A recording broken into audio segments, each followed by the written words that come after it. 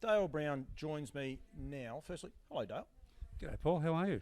Very well, thank you for joining me. We're officially, I thought we were officially on your last day. Is it your last day today? It's my last day today with HRV, so it's running up a number of emotions. I had sort of set my sights on doing 3 years, and I've got almost to that point, and I had a time where I had to think about the future, whether I'd stay here and do another 3 years or take some opportunities that were coming my way. And I'm getting to the back end of my career, and I had opportunities internationally previously and didn't pursue those, but they've come to the fore now, and it was probably the right time for me to make that decision and take that move. And but still it's thrown up a lot of emotions. I know that you and I talked for the first time. There was Board Cup back in 2020. We had our first conversation about the world of harness racing and my return back in late 2019, and we set out on a pretty aggressive strategy, even though it wasn't formulated then, but I had a clear idea what I wanted to do for the industry.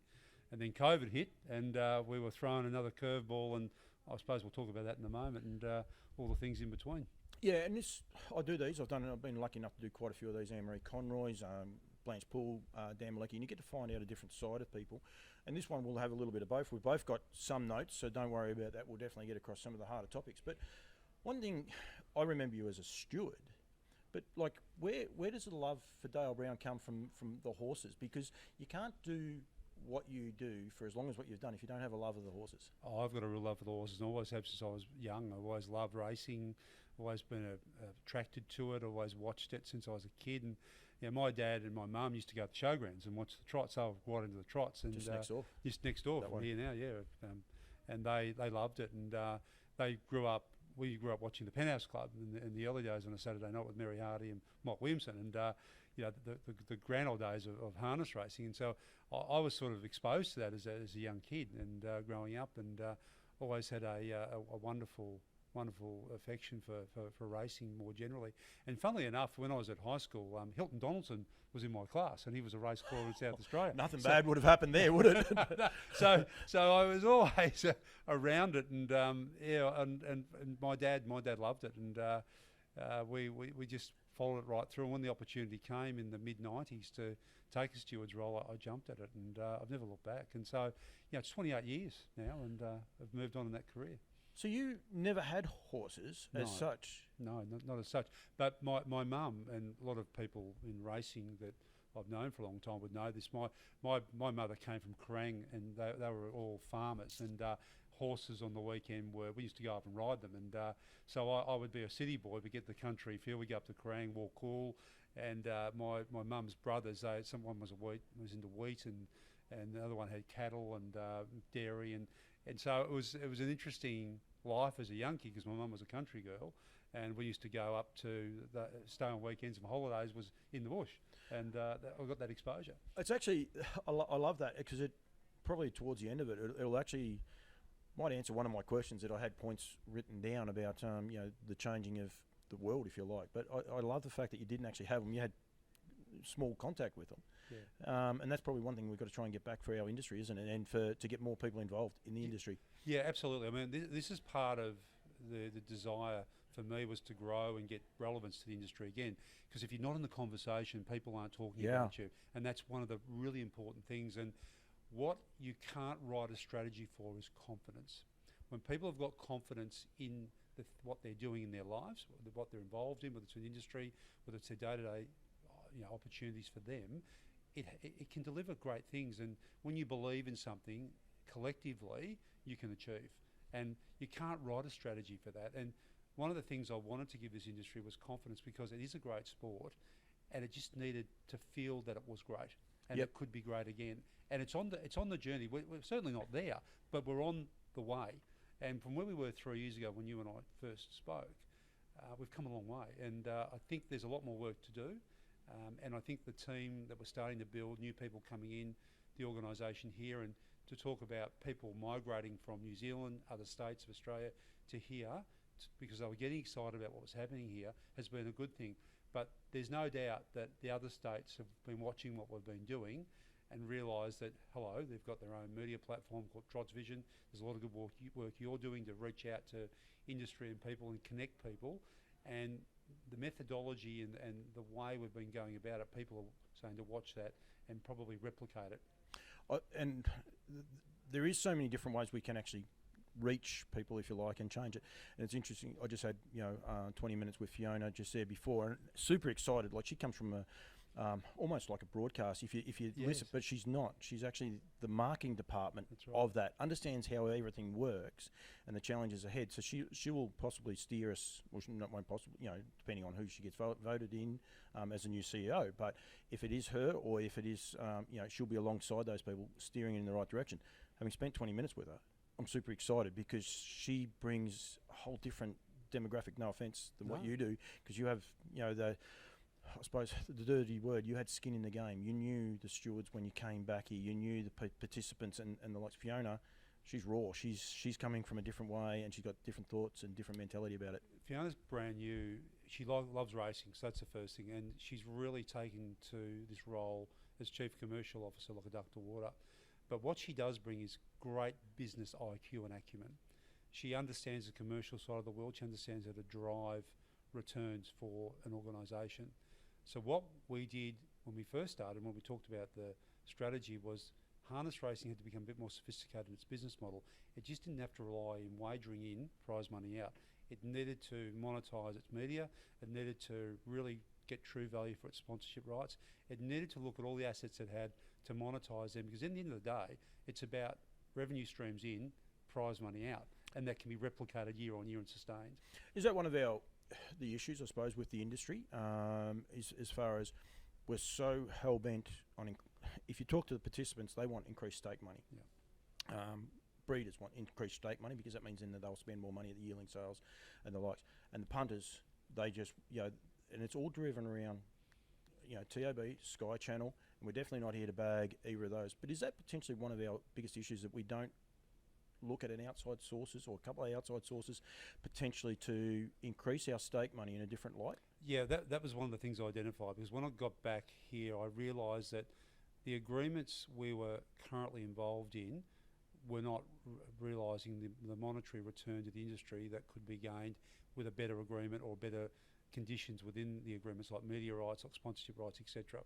We knew that we had till 2024 to really get our game face on and get match fit to be able to get a better return for the industry. I mean, during COVID, just an example, we'll just walk through what we did.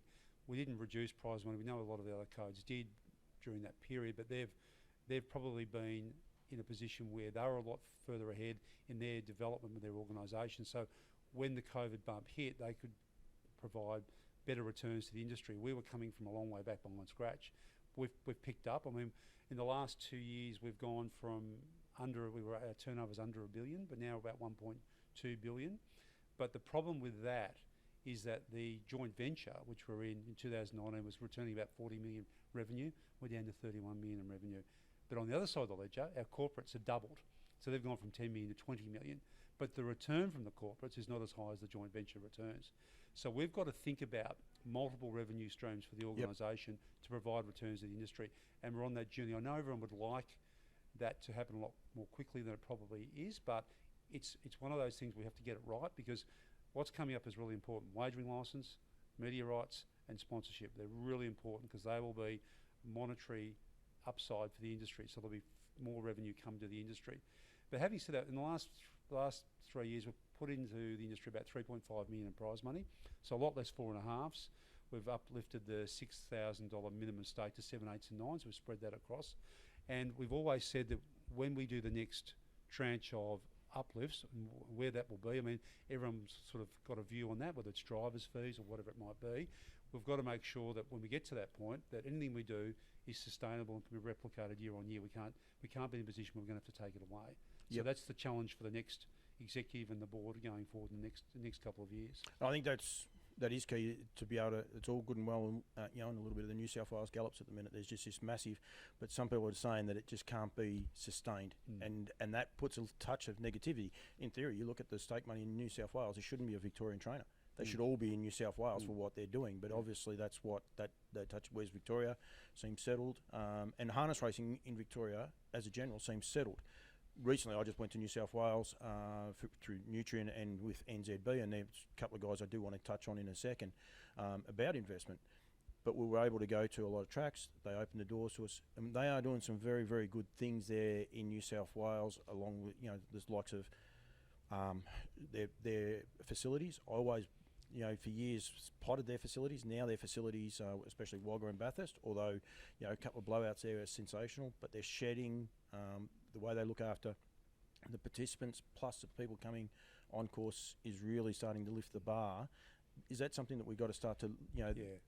It's been really one of my drivers is around people welfare. Yeah. 'Cause we've been great on equine welfare. We've got a policy, we've developed it. And Natalie Wright-Boyd, who is the people and culture head at the moment at Harness Racing Victoria, was ex-Racing Victoria and worked with me for 3 years over there. And she's brought in Jenny Lewis from the Royal Training School. So one of our key development pieces around pathways, looking after our participants, trying to understand what their needs are, because it's tough. We race at night. We can talk about that in a moment. Some of our finishes are late. We don't want to race late anymore. We understand there's a sweet spot around that 10 o'clock spot. You go to 11 o'clock on those late nights and you're cold and you're in the middle of Ballarat, it's probably not great for our people. And going forward, that's going to be part of those media rights discussions around the clock with Sky. What's optimum for us? What works for us? What's the best returns for us in the industry?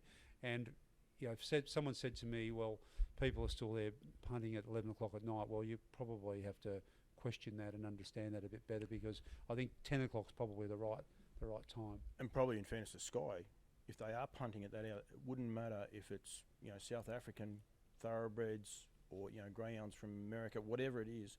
Obviously, those people, as long as it's on the screen, they're going to punt about it, because they're not your in-tune punters. And then, while we're on that, the $4,500 race, and it is one of my bugbears for our industry, and I know you were as well. There was recently a meeting at Bendigo, and there was $4,500 races. The last 4 races of the night. The last race was at 5 to 11. It was a Tuesday night in the middle of winter. There's no shed at Bendigo. How do we encourage? And this is a challenge back to Jenny, but how do we change this so that we can encourage new people into the industry, not family people? We've got some great kids coming through, but they're generally from family. How can we get new kids that, instead of playing AFL football, so they want to become a harness racing driver, when in the middle of winter they might get their first drive at 5 to 11, there's no one there, it's freezing cold, they haven't got enough money to buy all the proper winter gear. That's one of our challenges. Yeah, it is. And it's a really good point, because I was talking to Jimmy O'Sullivan the other night. We were talking about going back under the old rating system, where junior drivers could take a claim and someone put them on, they drop a class. So under the current national rating system, we've got to find a way to be able to provide the opportunity for these young people to get drives. Because under the old system, they put someone on a reasonable horse, was a C3, for instance, they drop back, and they get that claim. But now it's not as prevalent as it is in the new system. So we've got to think of ways to be able to provide young people coming through, the opportunity to have drives, because that keeps them in the game. So they get an earn, they can understand that they're getting enough drives in the week to stay in. And it's going to be a real challenge for us, because we really need to understand what that looks like. We're working on that at the moment. We're working on pathways, education and training to be able to develop young people, to be able to keep them in the sport, because they've got to feel they're a part of it, and they've got to feel that they're being looked after and there's an opportunity for them. They don't feel there's an opportunity, as you've said, they'll walk away and play footy, or they'll go do something else. Two things I hate: skin in the game and sexy. But people say it like, you got skin in the game, you have a vested interest in it. But how do we make it sexy? Like, is that one of our challenges with it, that says that 16, 17-year-old boys want to come and drive horses instead of playing AFL football every weekend? Yeah, it's back to that relevance point. It's imagery.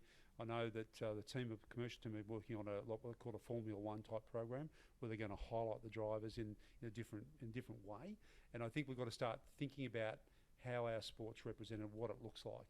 And we've got to keep changing and growing with what and people say what the customer wants, they get a bit touchy about that, but what the sport wants and where it wants to be. I mean, we've got 5 months coming up. It's probably the biggest 5 months we're going to have in a very long time, since 2018.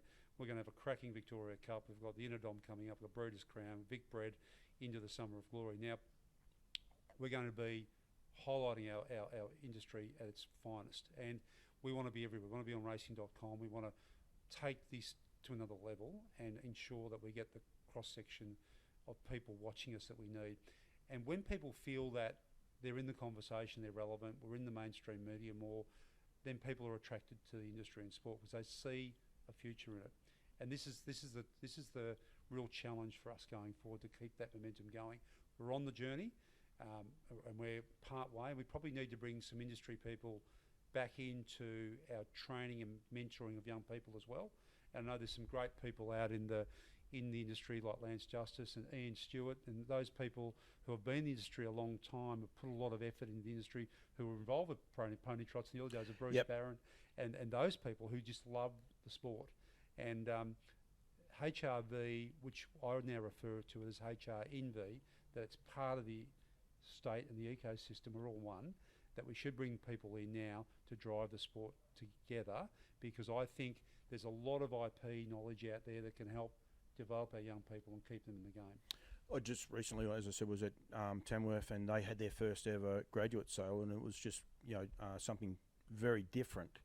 And I encourage people, one, to think about different. You don't have to think about Nutrien. You don't get paid by Nutrien to promote their product. There's no, I won't hide that, but we need to think about different. These guys at these camp drafts, people call me sticker here in harness racing because I'm paid to wear these things. There's no accident. I've got the hat on or the jacket on. There's no mistake in that at all. You go to these camp drafts. These guys wear sponsors products. Any interview I do, they rattle off. They'll have six different ones on their shirts. Yeah.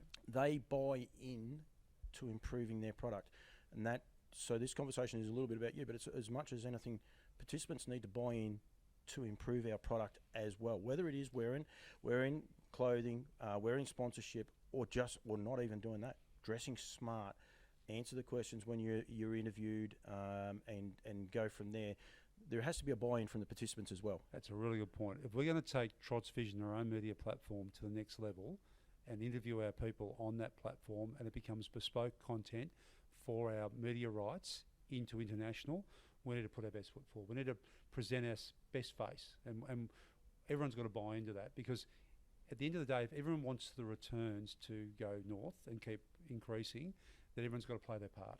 And just the little things, the little 1%ers that you and I have talked about, Yep. the dress code, you don't have to wear a suit, but wear a collar and a shirt and collar and trousers, especially over this period coming. Let's present our best face, because we're going to be seen by more people for the first time in a long time because of the racing.com platform, because of Trot's Vision. People are watching it. It's growing. The people the eyeballs that are on it are growing. So there's a real opportunity for our sport to keep developing. We're ahead of everyone else because we've got 3-year, 4-year head start now with these platforms. So the people that are trying to imitate what we're doing or replicate what we're doing, we've got that 3 or 4 year head start. And you look at the likes of racing.com when it first started, it was there to engage the audience. And a platform like Trot's Vision is there to engage, teach new people about harness racing, teach people about the difference between a pacer and a trotter, teach them about the gear. And you do a really good job of that when you're on. Just give people an insight into what horses are doing, and they're a bit different to a galloper. The gear's a bit more complex, as we know. And you get them engaged, and then they become a devotee, a participant, or they get it into ownership of a horse, or they start to wager on the product. So that's the way forward, and that's going to lift our sport by presenting our best position that we can. Does, as an industry, do we shoot ourselves in the foot a little bit with new investment potentially wanting to come in and we make it a bit hard? Or is it a little bit of that we're governed that we can't change what we want to do? I think what we're trying to work out is, at the moment, is that we've probably had an underinvestment in infrastructure. Yeah. So what we've got to do is drop the barriers to participate. So one of that is the training centres, the Shepparton. Where else are we going to build one? We're looking at the Bacchus Marsh project. We're looking at other areas, and the spend in the next few years will be around lifting the infrastructure at clubs, because they haven't had investment for a long time, because we've been in a bit of a let's be honest, we were struggling back in 2019. We didn't know where we were heading. We were guessing that what can we do to lift our sport, and now that we're getting some momentum and we're heading in the right direction, the next few years are about, as you've just alluded to, is about getting the right infrastructure so people can come in and participate in the sport. we talk about infrastructure, Melton, lots getting said, behind, people talking about it. No one's really sure where it's at. You might not be able to shine too much light on that, but is there the potential for a training centre there? It's one of the things that the guys at Melton are very nervous about. Yeah, look, there's land allocated to that. At the moment, we're talking to government in relation to the land at Melton. There is a policy that government put into place in 2009, around the time I started. That's called the land withholding policy. So statutory bodies that effectively own assets or land, for instance, if they monetise that asset, being land, then the government has first rights on the funds. And this is one of those ones I wanted to get out there so people are aware of it. So everyone's really clear on this. So what we're doing at the moment is working with government to work through a process that we can monetise the value of the land at Melton. Now we're working through with government at the moment. Government are acutely aware that all that land at Melton is our war chest for the future, and that's going to set the industry up for the future. And it aligns to the strategy, aligns to what we just talked about: infrastructure build, investment back into the industry. So government have got to be very comfortable that the value of the land, what we need from that value, is going to be spent in the right way. So we're just working through at the moment. We're very, very close to coming to a resolution with that. So that's quite exciting. Fortunately, I won't be here to deliver that news, but it's not far away. We're very, very close. So it's not all doom and gloom? Because, No, there's a lot of doom and gloom, a lot of naysayers, which, anyone watching this will know that that's part and parcel of harness racing. Unfortunately, it's one of the reasons I started this and doing this interview is to shoot that down. But there is a lot of doom and gloom around. We're not going to get anything out of it. That's not going to be the case. No, it's not going to be the case. No, we will get value out of the land. It's just how we do it. Yep. So the government are working through that. We've got to work through that as well. So the government are very aware that we need a platform to build from. Part of that platform is the strategy. The government are very focused on us delivering on that strategy. So the good thing for the industry is that no one's going to come in and do a right-hand turn the day after I walk out today. There is a clear pathway forward, and they have to stick to it. And the board know that, and the board are committed to delivering that strategy. Everyone's seen it. It's all about growth for the industry, and it's all about return. Now, to get return, you've got to build a base. Yep. And this is where probably harness racing historically is run on the smell of an oily rag. It's never self-invested a lot. Yep. It's got by and it's done an amazing job.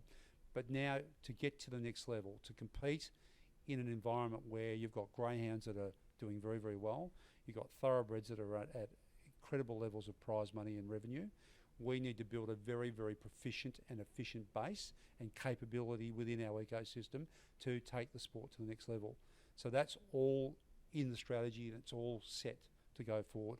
And the funding from the value of the land at Melton will be aligned to that.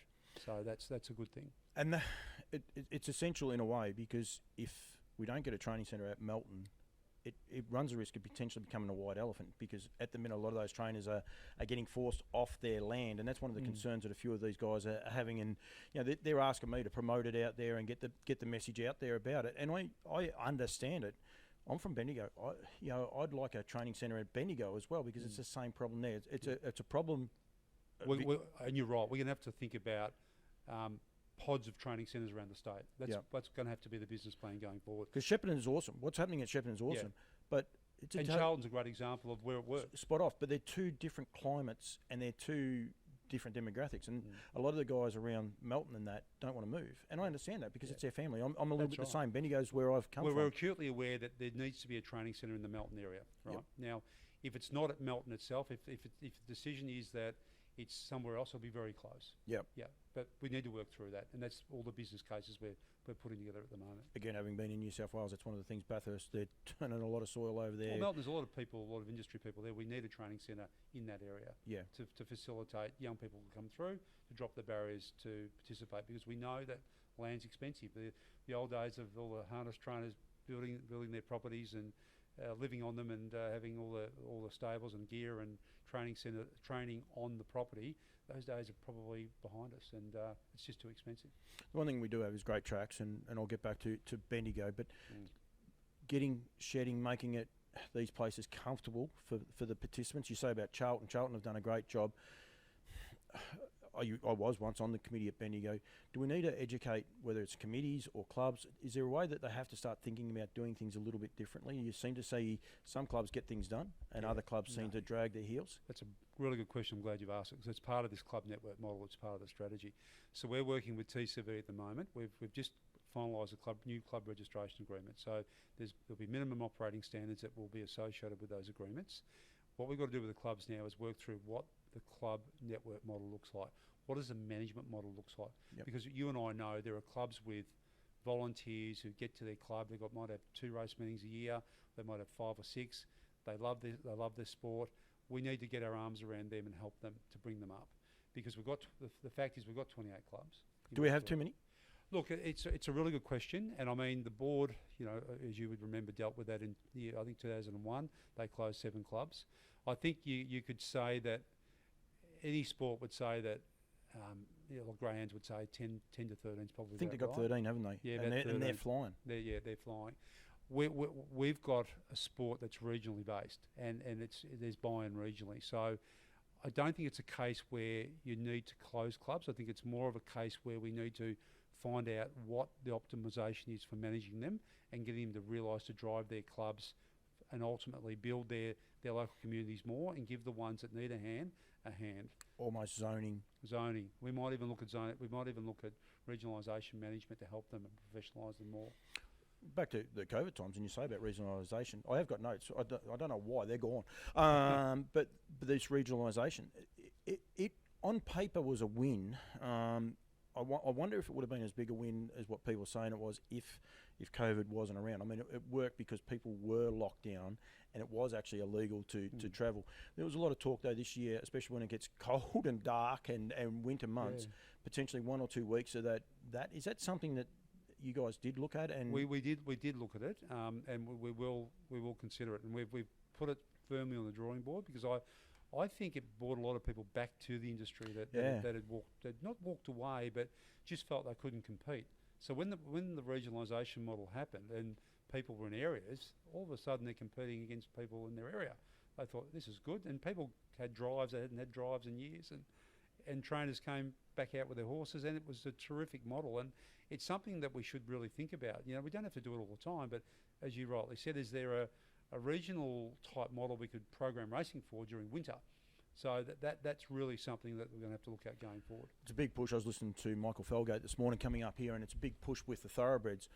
Almost having a day off now, they're talking about potentially. They've gone from saying they're going to race on a Metropolitan Sunday to no races at all. It's funny how one comment can turn things, and we won't get involved in that. But that regionalisation potentially enforcing some of our metros, like I would hate to take a holiday, but you know what I mean, like turn around and say, because McGurran's big on it, a few people, I'm big on it. I mean, this burnout, because it is a hard slog that these guys that are going all the time, potentially you can't compete. Is that something that could? I think we have to think about, and this is more about this question around people welfare, participant welfare. How do we optimise the sport, but also ensure that people get the right rest, right time between drives? Because I know people say, we don't have to take the drive. Well, that's the problem with that answer is that, or you don't have to go to that race. The problem with that answer is if you don't do it, then you might lose the drive, or you might get asked again. And I've heard people say that, and I say to people, I don't think you quite understand the sport, because if the young driver doesn't take the drive, they don't get asked again. Yeah. And that's the problem. So we have to think about this as an industry-wide solution rather than just band-aid issues just as they arise. We've got to think about when we race, the time, and when we finish. And I think these things will start to take care of themselves a little bit more, because if people have get their time back, and I think during COVID, a lot of people commented they got their lives back a bit. So there's some learnings in that. And I think some of our top drivers said, actually, I'm actually doing things at home that I've never had time for before. Well, just this weekend, it was Adam Hamilton put a post out saying that Greg Sugars is going to get the drive. It was quite funny how it worked, but he was going to drive on like a VAR out. And Greg turned around and goes, no, I'm not. I'm going to a wedding. And I think Greg leading from that sort of, the front, if you like. Chris is a little bit older. Chris Elford never took a day off. and got his 7,000 winners, but potentially people like Greg may be starting to change the way people think about it. I'm not riding you off, Chris, if you're watching this. I'm definitely not riding you off, but it is potentially that chance of re-educating people, because I don't think anyone would have stepped off Lochinvar if they had the opportunity 6 months ago. That's for sure. No, that's right, and I think you're right. I think we've got to think about the next iteration of people coming through the sport, and I think one of those sort of moments or junctures will be that there should be a young drivers and trainers forum and we as the older demographic, and I hope put ourselves in that space, but we should be thinking about that when we hand the baton over to this next group of people coming through, what does the sport look like for them? What do they want out of it? And I think that's going to be really important to understand that. Do we need to do business? Not so much business studies, but educate people on business. I think in the pathways training will have an element of that, and I think it's really important that that's in there, that they understand how to run their own, because they're effectively small businesses. They're running their own. They're running their own books, and they're running their own. Some of these small businesses are bigger businesses than what you'll get at the corner store. Absolutely, especially if you've got a lot of horses. I mean, they will range in size depending on the training setup. So. Yeah, we certainly have to think about what that looks like and how we can educate people. There's no doubt about that. And that comes back to, the corner store might spend $20,000 a week buying stuff. Yeah. Young people will go to the yearling sales and they might try and spend $100,000 and get people involved in it, and that they've got to be aware of how it works, and especially like with Nutrien coming in, they have different parameters to work under, because they're a corporate organisation that one will bring money to the industry. But the flip side, they change it up, and that's one of those things we've got to probably educate some of our participants to understand how businesses actually do work. Yeah, that's right. And change it all up. Health and the growth of the participants. The other one is the integrity department. And I want to say one, and I'm sure you do too. Congratulations to Brett Day. I'm going to miss him. I find him sensational to deal with, but he's moving back with his family, and that gets back to that health issue. Like he's going back to Goulburn. He can be with his family. She can be with her family. They've got a child starting school, so we definitely need that. But there's been a fair exodus in the integrity department. Is that a worry for us going forward? I think it's a worry more broadly. Talking to racing jurisdictions across Australia and internationally, the stewards ranks is very thin, and getting people into integrity is very difficult because it's a 7-day-a-week job, as you know, and young people coming into the sport, and this is from a participant perspective as well. I mean, when you say to someone, you'll be a trainee steward, but you're going to work Friday night, then you're going to back up on Saturday night, you're not going to go out and socialise with your friends and your mates. And it also gets back to those 11 o'clock finishes in the middle of winter on a Tuesday night. Yeah, you got Wednesday off, but you're not going to get to bed till 4 in the morning. Correct, and we all know that, and I've done it, and I'll tell you firsthand. When you drive to Terang, it's 2 3/4 hours and 2 3/4 hours back. That's same for the participants, and it's taxing. It's taxing on everyone. So, getting people into the sport is critical for us, and we need to bring the next sort of demographic, younger group of people through to be able. And you need training. You need to be able to give them something that they can achieve when they're in the role. And I know that Victorian Racing Integrity Board are putting together a new course out at Victoria University for the sport of racing, and that'll be something that the new people coming through can do. But getting back to the current problem is that at the moment we're recruiting for a general manager of integrity, I'm recruiting for a chairman of stewards, and also a head of compliance and investigation. So these are key roles, and there's not a lot of people out there that are suitably qualified to take these roles. So it's difficult. It's difficult for Racing Victoria. It's difficult for the Greyhounds. It's difficult for other jurisdictions around Australia and internationally. So there's a real issue around this, because years ago when I started as a steward, you got off the plane from Mildura on a Tuesday night. You're at Geelong. You jump on the car and you're at Geelong that night. That's just what you did, and it was great. You enjoyed it, but you've got to think a bit differently, because it's different generation, different younger people coming through have different expectations about their work-life balance with their private lives, their personal lives, and same with the participants. So we're all experiencing a different generation of people coming through.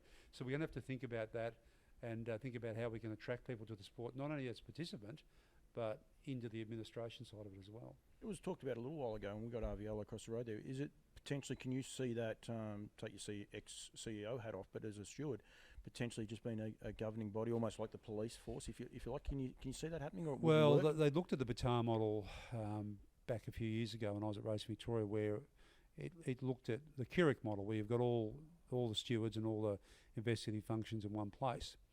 Now, that was attractive at one point in time, but when you start to delve into it a bit more, is that once you separate the people that administer the rules of racing and the policies and all the things associated with the business and the commercial alignment of the business out of the business, it becomes a gap, and it grows because they're not thinking about where the business is heading.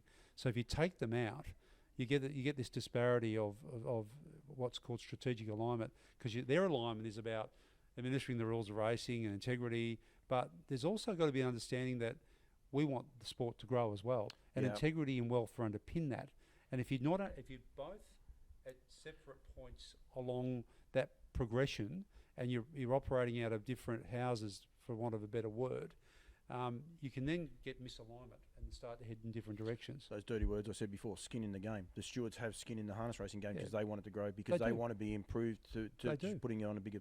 They want crowds like we've got behind us and not going. Well, if you're a steward, you want to have 10,000 people there. You want to feel that the sport is being engaged in, and and that excites you even as a steward. And I remember being at the Inter-Dominion, the $1 million Inter-Dominion, which Shaker-Maker won back in the early 2000s, and there were 17,000 people at Moonee Valley, and the roar was unbelievable. I mean, we all want to hear that because we want the sport to be better, we want it to grow. Everyone wants that. But the reality of that is too, the world has changed, that we might never hear that roar again. It doesn't matter what we do. Even the likes of AFL football, they'll hear it at their grand finals, but they don't hear it at a lot of crowds drop because people can watch it so easily now on phones. So that may change a little bit. The digital environment's certainly changed the attendance at sport. I mean, we've got to realise that you're not going to get people week in, week out at the races. No. You're going to have to think about what is the time in the year you want them to come.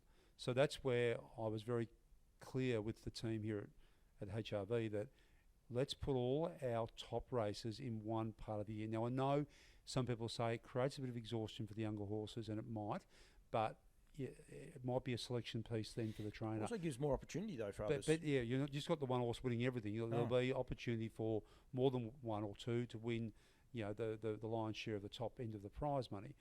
So, but putting everything in the one time of the year gives you your carnival. That's the time when you want people to come. That's the time when you can really promote it and get people back.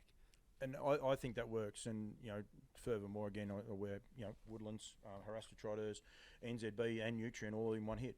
You have this big carnival. I think the spin-off of that is if you want to try and get people to buy horses off the back of that, and they see the people getting, over Christmas and New Year's getting the big cups, it's easy to say, come with me in 2 months' time to the sales and purchase a horse, being able to build it. If it's scattered out over a 12-month period, it's not always as appealing and, again, sexy, another word that I don't like using. So we've got to try and change it up. Yeah. So some participants might turn around and say, I think it should be spread out. There is a bigger meaning for it when it is, I suppose, like the grand final. The easiest way to get kids to play football is after the grand final. That's right. And they keep going. And the AFL do it so well. Going there. Syndications. Where are we at with syndications? Yeah, so we've got the ownership group established now that under Fiona Mellor's team. Syndications is a tricky one. We've got to think about what works for harness racing. I don't think the model in thoroughbred racing is transferable to harness racing. I think it's a different model. So they're working through that at the moment. So you want to bring people into the sport and you want to make it cost effective. I don't think owning a hare of a horse like the thoroughbred model with micro shares. Look, we're looking at that one, but I don't think the general syndication model works. I don't think they're transferable. And I think it's just the difference in the nature of the thoroughbred to the standard. Potentially having, say, 20% shares or something like that. Yeah, I think it's a bit different. And I think, but what we've got to do, and this is where we've got to make sure the selling point's right, is that come to harness racing, your horse will race more, it's cost effective, and it's enjoyable. Yep. And you can get close to the horse. Yeah, and it's a bit. That's the difference between thoroughbred racing. It's very hard to get close. You can get close here. You can go down to the stables. You can see your horse. Now that we're out of COVID, you can do all the things that are quite difficult in thoroughbred racing. We've got to make sure that we promote that because that's one of our great selling points. Is that one of the things we did wrong at Melton? Almost put the parade ring on the wrong side, and that's not. Oh yeah, look, In hindsight, you'd probably like the parade ring to be more visible. Where people can come and have see. a look. Yeah. I do agree with that. I pretty much covered off on most of mine, and I do appreciate it. Just one I want to bring up with you. You said there before about the integrity, and you rattled off the three, top jobs there. CEOs in racing, and you can speak about this one because you are leaving and going to another job.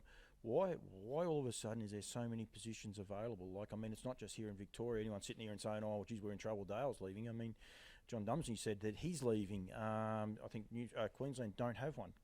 South Australia's in the same boat, and the whole jurisdiction in Tassie are after one. Why is it because of the way the world is now that it's so demanding, or? I'm not sure that, Paul. I think things go in cycles, and I think if you look at, I was chatting to Natalie Wright-Boyd yesterday. She said that post-COVID, getting back to normality, 10% of the workforce in Australia has changed their job, and I think there's a little bit of that. I think you get cycles with things.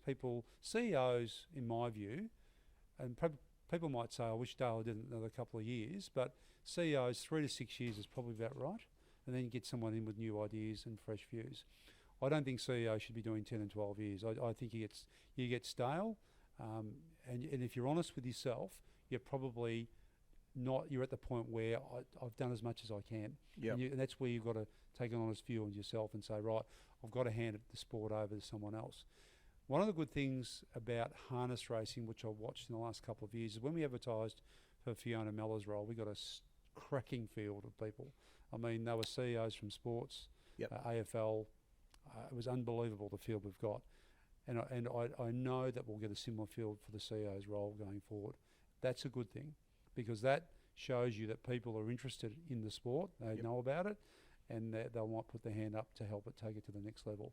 So that's a good thing. And I know that Fiona, as we talked about earlier, she'll be a really good interim CEO. She will keep the drive going. She's a person who does what she says. She's a doer. She's a go-getter, and she's good at it. And I think the industry, the ones that have met her and seen how she operates now, they've all been very positive about her, and I think that will continue. Spent 20 minutes with her, and I was wrapped. I've got to come back again next week with another thing for her, so I don't disagree with that. Media going forward, we're situated okay. You're happy with, I think you said Adam Hamilton's taking a bigger role again back here in the industry? Yeah, he's taking a role just to help us with Trots Vision, to take it to the next level. We were really keen to keep developing that, and we just need a few more people with a bit more time to help us develop that, because we want some media cut through with that more broadly, because we are coming up to signing a new media rights deal with Sky. Is that a worry? Like Adam's with Entain, he was with Sky. He's now basically the opposition. Not that they call each other the opposition. I mean, they're competitors. Is that a worry for us? No, it's not. I think the conflicts can be controlled. He's there as a harness expert. He's got a passion for harness. He's there to drive Trots Vision to help us. I mean, he's had a contract with us for years anyway, preceding my time. So really, it's just about developing what we need him to do. He's there to help us get into mainstream media and to get articles out and to promote the sport. And if he can help us really crystallise what we want Trots Vision to look like from a media perspective. I mean, back in the old Channel 31 days, they were all involved in that, and that was a good program. Don't get me wrong. And I've thought about 31 and what Trots Vision's doing now, what the Penthouse Club looks like, what Racing.com looks like, and I think if you take a bit of all that collectively, get someone to bring it together, I think we'll get a really good outcome in the future. We're not there yet. As you know, we've got training coming up for the first time, media training for all our people. I know you're going to be attending as well. Good luck training me. Which is good. Which is a good thing. Oh, no, we're I'm serious about wrapped. it. We're serious about it. Yeah, and from my point of view, I'm wrapped that I was asked. I think, I think it is important that we do grow it. I do worry sometimes, like I watch next door and you watch Racing.com, and I love it, Racing.com, and I think it's great. Good. But the jockeys all answer the questions exactly the same. So I think, I think sometimes you get back to Channel 31 when Hutchie asked a question, who knows what the question was going to be, and you couldn't have that straight answer. He wouldn't let you. So that's right. That gets back to what you were saying there. Rob Gaylard, it was a great show. I mean, if you go back and look at the highlights of that, and we were ahead of our times, and you just think about 31 then and where we are now. My God, I mean, I know there's a gap, but geez, it would have been good to not have that gap, because we could be anywhere now with that development. As you walk out the door, I think you come back tomorrow, but today, biggest challenge for harness racing going forward? I think the biggest challenge is to keep this momentum going. What we need to do is ensure that we get all these next deals done the right way. we unpick what's been done in the past. Forget about the past; it's the past. We get the best deals that we can going forward, and we got the right team. You got Fiona Miller, Luke Spano's really good with the numbers. He gets it. He understands media. He's really a forgotten man in harness racing. He is the engine room. Yeah. He gets it, and believe you me, he is absolutely worth his weight in gold in his IP and what he understands about these issues. He's terrific, and he's been a great help to me, and he's been really good with his guidance. He's challenged me at times, and you don't want a CEO that just says it's my way or the highway. You need a good team around you, because that's a better outcome for everybody. Because you need people around you to go, yeah, have you thought about that? And you go, no, I haven't, but that's a great idea. Probably gets back to what's about to happen. If you're not around, the industry still or the business still runs the same way. It doesn't have to be Harness Racing Victoria. It can be that corner shop. If the boss isn't there, everyone still knows the way that it runs, and go that way. That's the one good thing about going forward. They've all got the blueprint. Yep. So they understand that they're on the journey, and the industry know the journey, and we're all on it together. And the challenge will be to keep everyone together. I think the biggest challenge, and it's a really good question, I want to challenge everyone out there who watches this, is that why we were so successful during COVID was we came together. We forgot those small differences. Yep. If we can keep putting them aside and keep drive the industry holistically as an industry, think industry first, we'll all get the benefit going forward, and it will happen. It will materialise. And I think that's the challenge. And I know Fiona's going to get those industry groups together again that we had during COVID. We had a big group and we had a smaller group. We'd run things by them, and we ran the changes to the calendar, and the differentiation between having our Vic bread spread out over the year, to get them all on one back of the year and drive New Year's Eve. And Rob Orber helped with all that. And everyone's played their role in this, and everyone's had their input, and it's been fantastic. So if we can keep that going, that's the challenge, but we'll get the result. We can? I think we can. Yeah. I believe we can. I think the way the board's thinking, the way the executive's thinking, the way HRV thinks now as part of an industry approach, I think that collectiveness is there, and that want is there, and I think it can happen, and it will. Can I tell people, go back and just rewind it a bit, one word I loved in there, we. You're still part of harness racing, even though you're going to a new job. I don't know if you intentionally said it or not, but you actually said we can, and I think that's a plus, the way you are leaving the industry, that you are still invested in it. I'm sure I am. You're going to Singapore. We never even got to that. I was always going to. So what will your role be in Singapore? Just heading up racing, and they're doing a lot of commercial work for them. It was an opportunity that I couldn't bypass, because I looked at these opportunities when I was at Racing Victoria, and now I've got a window of opportunity. It's small, and I thought it was the right time for me to take it. There's a lot of challenges too over there. It's not all smooth sailing. People say, "Oh, he's just going for the big money," but there's a lot of talk behind the scenes. Things aren't going all that rosy in those jurisdictions. No, in Asia, there's been some challenges with lockdown. Hong Kong's the same. They're under strict lockdown rules, and Macau's still closed. Singapore's opening up, and there are some challenges. And they're looking to us to go, geez, how did Australia really capitalise on this? And this gets back to that international play as well. We tried during COVID with the Saturday mornings. There is still huge opportunity for harness in North America and trotting into Europe from an international perspective. We have to think internationally. It works, and it will help drive us as well. Should have asked you this at the start. We'll ask at the end. What is your best memory, if you like? People got to realise it's a little bit differently. I'll give you a second to sort of think about it, because we did have COVID lockdown. Like, you came in, and I remember Bort. It was pumping that day at Bort. There was people everywhere. I think within a month, people couldn't travel. Yeah. And for 2 years, 2 and a bit years, it was on again, off again. These offices here were closed. They were opened. What is your I suppose, not necessarily your best memory, but your highlight, I suppose, coming out of such a trying time? There is a clear highlight for me. It's the way the industry came together. It's the way it pulled together. There is very little animosity. This industry is a little bit different to the other industries. I think one of the great qualities the people of harness racing have got is that they care. They really care, because they're close knit. And everyone's got their differences, and at times people get a bit angry and get a bit frustrated, and they might say things in the heat of the moment. But I think collectively, there's a lot of people in this industry who've got great hearts, And that's one of the defining qualities why people came together, because they thought, you know what, we're stronger together than we are apart. And they showed it. And they can do it again, and they'll continue to do it. And that's why I continue to say we, because I just feel I'm always going to be part of it. It gave me my start in racing in 1995, 96, and I'll never forget it. No, you actually look a bit glassy-eyed, mate. Don't tell me. Mate, I'm going to say thank you. We could talk forever. I will say thank you. I was a bit surprised you didn't say Dan Malecki's call about waking up next to a beautiful woman or something like that. Or his mother was a mother back in on Saturday morning. Yeah, that was one of the highlights too. He came out of it. But I think we can showcase our industry in a different light. But, mate, I'm going to say thank you, one, for giving me this interview. Thank you for being the CEO. Thank you for being a friend. We've quite regularly had phone calls and the like, and I'm going to wish you all the best in your endeavours. I don't think it'll be the last time we see you. I think I heard before you're going to be back for the Inter-Dominion. I'll be back, hopefully back in December, yeah. So I'll definitely be at the Inter-Dominion final if I can get back in time. Just very, very quickly, the announcement today, Western Australia, things are really starting to change up. You haven't enough time to digest it, but they've got $1 million slot race there in Western Australia. Things are really starting to change up right across Australia, aren't they? So it's a bit of positivity. Good to mate, see you, mate. Thank you. Thank you Take very care, much. everyone.